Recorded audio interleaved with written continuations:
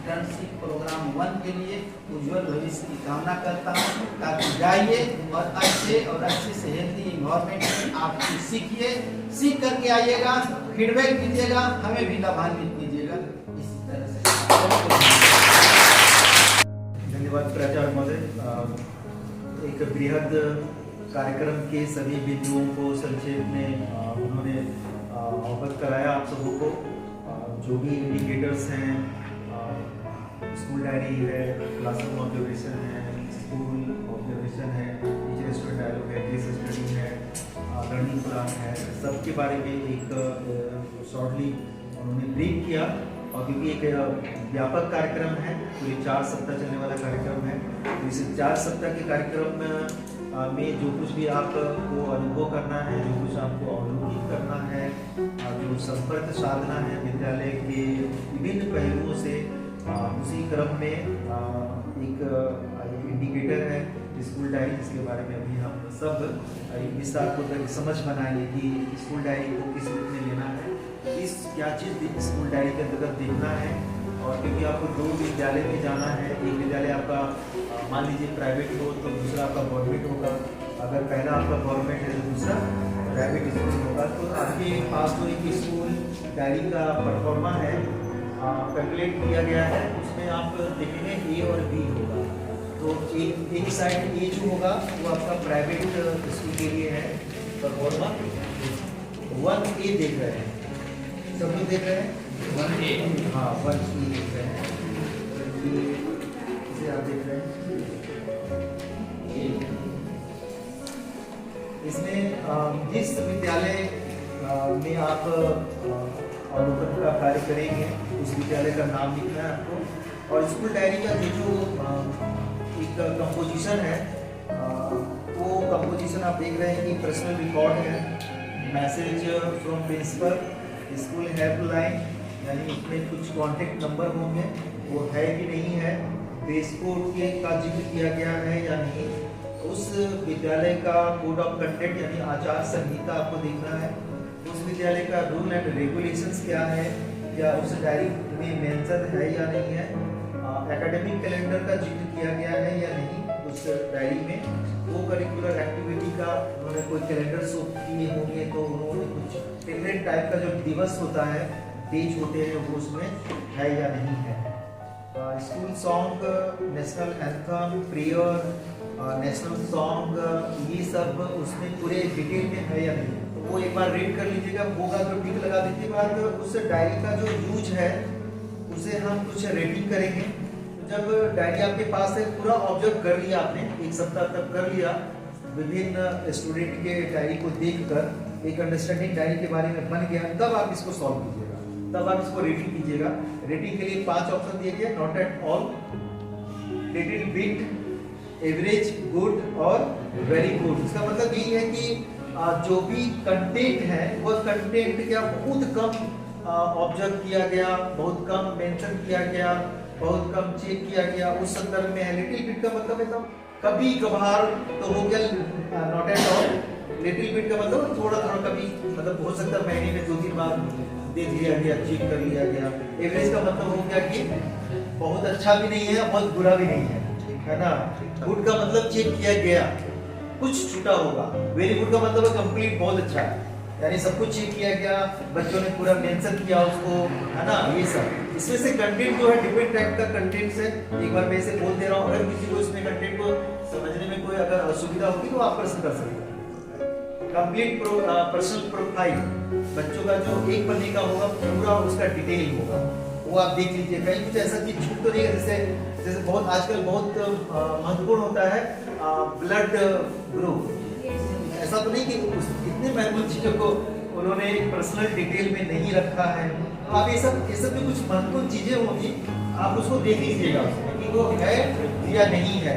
जैसे बच्चों के पेरेंट्स के फोन नंबर, जैसे पर्सनल डिटेल में पेरेंट्स के फोन नंबर है या नहीं है, या फिर रेंडमली आप कभी ना किसी बच्चे के पेरेंट्स से बात करने के बहाने आप चेक कर लीजिएगा, अगर बात होगी आपके उनके पेरेंट्स से तो आप वेरी गुड में कर दीजिएगा, है ना। तो इस तरह से क्या है ना, आप जब ऑब्जर्व करेंगे तो कभी-कभी थोड़ा सा असेसमेंट वाला भी यूज कर लेना है। व्यू। उसके बाद है mention of tomorrow's class activity, यानी जो भी एक्टिविटी हो रहा है या हो गया है ना, उनको देखिएगा कि क्या वो एक्टिविटी मेंशन है या नहीं है। Day to day home assignments पे रहते हैं या नहीं है। हालांकि हम लोग जो जानते यही है कि डायरी का मतलब यही है होम असाइनमेंट। सारे सब्जेक्ट पेपर वाइज इसमें असाइनमेंट लिखे रहते हैं, ये आपको चेक करना है। इस पे टीचर का सिग्नेचर है, पेरेंट्स का सिग्नेचर है, प्रिंसिपल का सिग्नेचर है, वो किस रूप में है, कितना है, उसके अनुसार आप उसे रेटिंग करेंगे। इसके बाद कम्युनिकेशन करने के लिए टीचर पेरेंट्स से कैसे करते हैं या फिर पेरेंट टीचर से कैसे करते हैं। अगर कोई रिस्पॉन्स प्रतिक्रिया देना है पेरेंट को, तो क्या डायरी में ऐसा कुछ कभी उन्होंने उल्लेख किया है अपने बच्चों के प्रॉब्लम संबंधी कि आप ना कॉपी ठीक से चेक नहीं करते है ना, बहुत एरर है, बच्चों का ग्रामर सही नहीं हो रहा है, बहुत ग्रामेटिकल एरर कर रहे हैं, या फिर बच्चे ने कंप्लेंट किया कुछ स्पष्टीकरण दिए।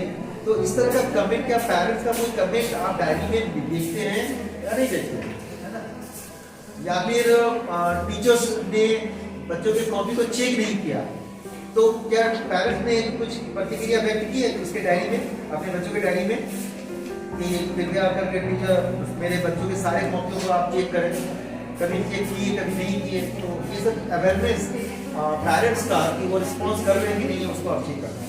ये भी एंट्रीज हैं, सारे एंट्रीज आपको समझ में आते हैं, जो एंट्री किए गए हैं वो आपको समझ में आया है नहीं आया, या ये ऐसा एंट्री है कि आपको समझ में नहीं आया?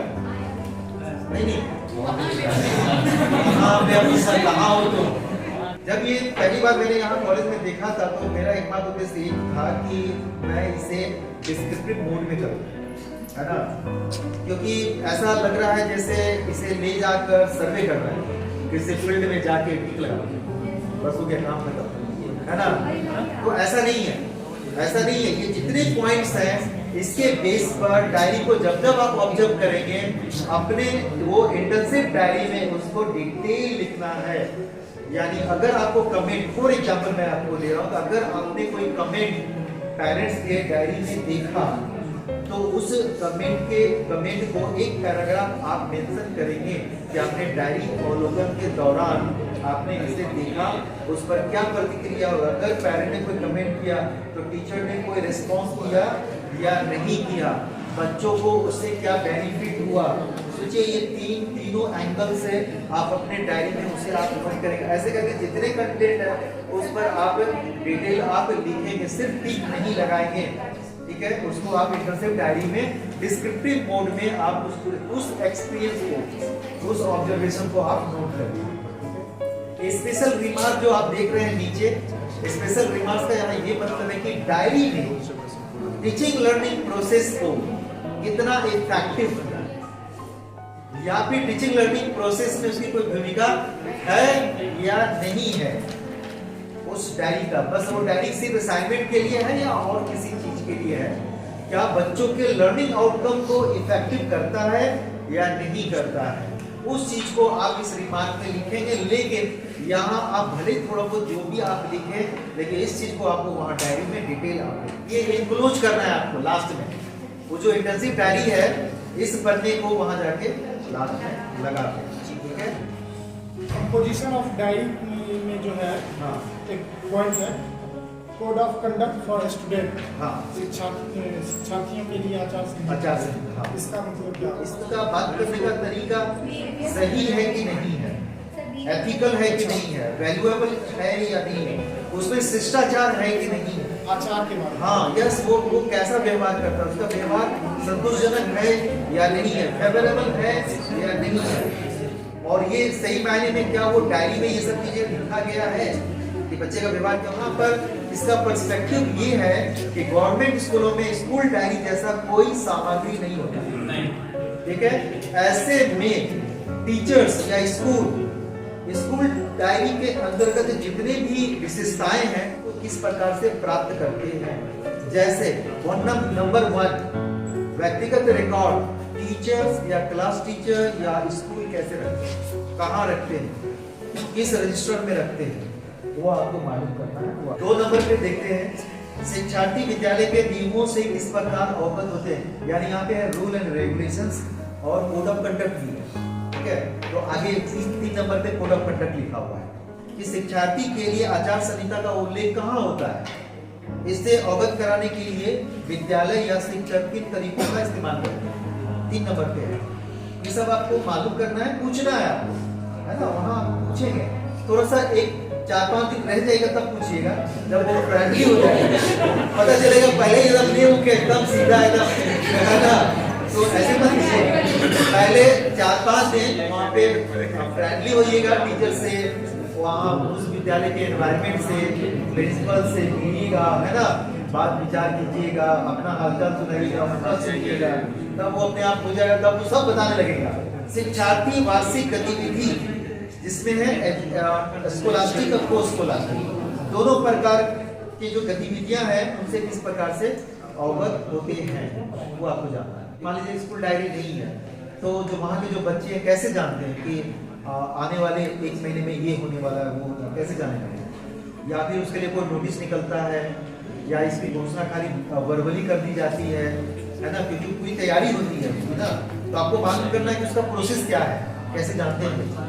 विद्यालय में ड्रेस कोड का क्या प्रावधान है, अगर ड्रेस कोड है तो निर्णय कौन करता है कि वो राष्ट्रगान का कैसे पता चलता है, या फिर उस विद्यालय गान डेवलप किया, बहुत से HM और प्रिंसिपल होते हैं, बहुत अवेयर होते हैं, वो डेवलप करते हैं या खुद लिखते हैं और उसको वहाँ पे लागू करते हैं, ये जानेगा। प्रार्थना कौन सा है, तो ये सब जो है वो आप उसको क्या मतलब रिटेन में बच्चों को दिए जाते हैं या दीवार पे लिखे रहते हैं, तो आप देखिएगा दीवार पे लिखे होंगे या फिर, है ना।